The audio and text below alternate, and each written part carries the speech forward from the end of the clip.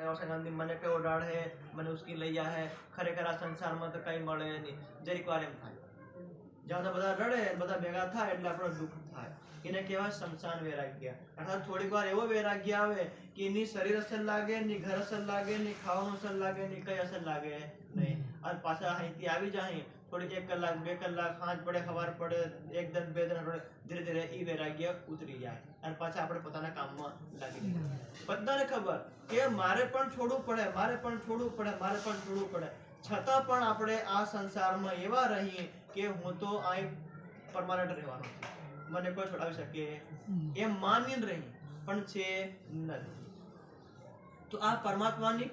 આ જે સંસારનો હકીકત માન લેવાનો કે જ્યાં સુધી મન આ શરીર આ સંસારમાં રહેવા મળે ત્યાં સુધી હું ઘર પરિવાર સગા સંબંધી ફળિયા ગામ જેટલા બધા છે બધા સાથે પ્રેમથી રહી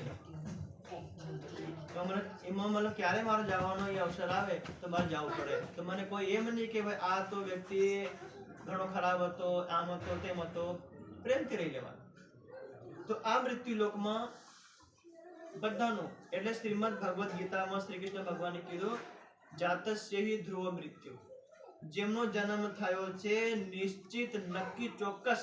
101% એમનું મૃત્યુ થવાનું છે અને જેમનું મૃત્યુ થયું છે એમનો 101% પાછો જન્મ થવાનો એમ નહીં કે એકવાર હા જન્મ પાછો આપણા પરિવારનો હોય તો આપણા પરિવારમાં જ જન્મ થાય એ નક્કી નહીં કહી શકે એ પરમાત્માના પરમધામમાં વિરાજમાન રાજ્ય મહારાજ એમની આપણે જે છે કાર્યકર્તા એમના હિસાબમાં આપણું કામ આપણા કર્મ કરવા તો આ જન્મ અને મૃત્યુના વચ્ચે આપણે કરવાનું શું છે એ આપણે ખાસ અહીંયા જોઈએ તો આપણે જે મને જન્મ મળ્યો જન્મ તો ગાયનો પણ છે બકરીનો છે ભેંસનો છે કૂતરાનો બરાડાનો પશુનો પક્ષીનો કીડિયાના મકોડાનો માછલીનો ઘણો જન્મ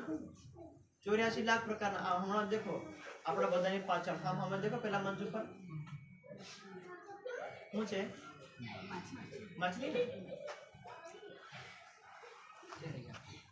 ખાવા એમને જોઈએ ખાવા આપણને બી જોઈએ શ્વાસ લેવા એમને પણ જોઈએ આપણને પણ જોઈએ પણ એમાં જીવ જે આંખોમાં દેખાય ને જે હલે ફરે કરી રહ્યા ને આપણે પણ જ કરી રહ્યા એ પાણીવાળા ભવસાગરમાં ફરી રહ્યા આપર વગર પાણીના ભવસાગરમાં તરી રહ્યા પગે ચાલી બસ